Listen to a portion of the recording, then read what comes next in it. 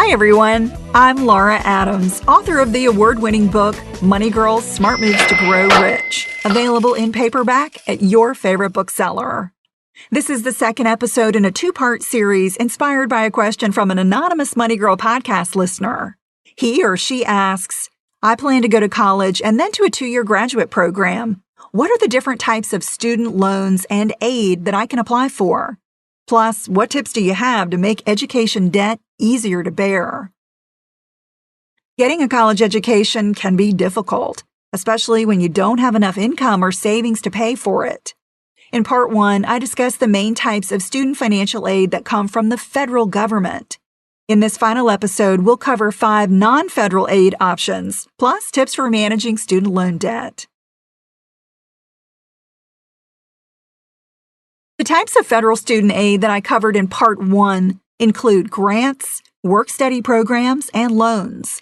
But there are even more ways students can get financial help to pay for college.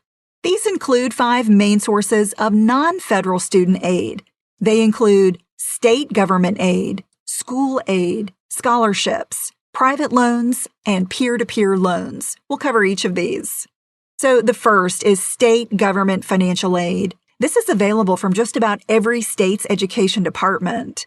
Most states have at least one grant or scholarship for residents, and many states have a long list of student aid programs. Eligibility is typically limited to residents who attend a school in their home state. However, that's not always the case. Many states have programs that allow you to attend a university in another state without having to pay expensive out-of-state tuition. These are called tuition exchange or reciprocity programs, and they can save you a bundle. To find out what's available in your state and how to apply, visit the National Association of Student Financial Aid and Administration's website at nasfaa.org. They have an interactive map where you can click on your state and learn more. And by the way, don't worry about writing down the resources that I give you in this podcast. You can find them all in the transcript for this show on the Money Girl page at quickanddirtytips.com.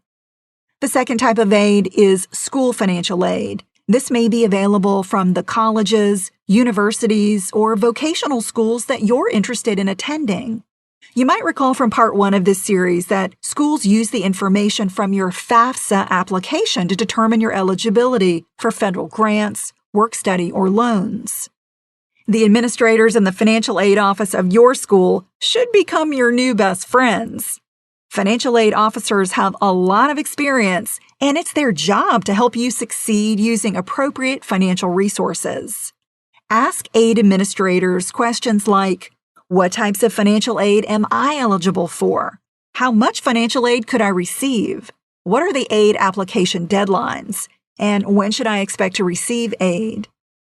Once you've applied, if you don't receive a financial aid package that you believe is right for your circumstances, let your school know. You may be able to appeal the decision by requesting that the financial aid officer review your situation more closely. The third type of aid are scholarships. These are types of financial aid that typically don't have to be paid back. Hundreds of thousands of them are awarded to students with special qualifications each year.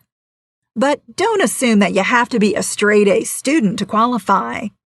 In addition to academic achievement, scholarships can be based on factors such as financial need, community service, athletic ability, artistic talent, field of study, where you live, having a disability, or your ethnicity. Scholarships come from a variety of sources, such as states, local governments, community organizations, private employers, high schools, and industry associations. Some may use the FAFSA, but most will require you to complete their own forms to determine eligibility. Use a site like fastweb.com that compares your background with a database of potential scholarship awards. The fourth type are private loans. These are available from a variety of lending institutions to foot the bill for college expenses. However, in Part 1 of this series, I mentioned that getting loans for college should be your last resort.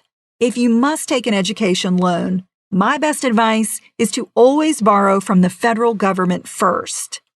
That's because federal loans offer more advantages than private loans, such as low fixed interest rates, not having to make payments until after graduation, and flexible repayment options. Additionally, approval and the interest rate you're offered for a private loan will depend on your credit. If you're too young to have a good credit history, you'll have to convince a cosigner who does have good credit to apply with you. And the fifth type are peer-to-peer loans or P2P loans. They're made using online lending platforms that bring lenders and borrowers together. You can get peer-to-peer loans at sites like Prosper.com and LendingClub.com. They match up investors who want to earn interest with appropriate risk borrowers. Most P2P sites do consider borrowers' credit histories when assigning the interest rate on a loan. For instance, if you have good credit, you could qualify for an unsecured loan that charges as little as 6.73% annual interest right now. Taking on loans for education is a big commitment because it's a debt you'll owe even if you don't complete school or can't find a job. So be sure you consider getting student loans only after you've researched all the free sources of aid, including grants, scholarships, and work-study programs that I've covered in this series. Make sure you understand your loan's repayment terms and options, especially if you experience a financial hardship. Always communicate with your lender about any challenges you face that could affect your ability to make payments on time.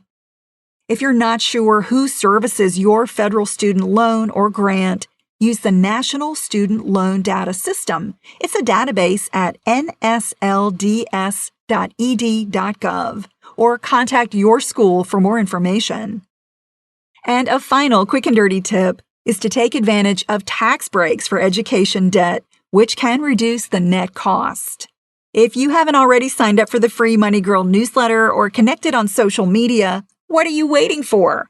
When you visit the Money Girl page at quickanddirtytips.com, you can also read a transcript of this show and see all the resources and links that I've mentioned. It's episode number 359, called How to Get a Student Loan to Pay for College, Part 2. I'm glad you're listening. Cha-ching! That's all for now, courtesy of Money Girl, your guide to a richer life.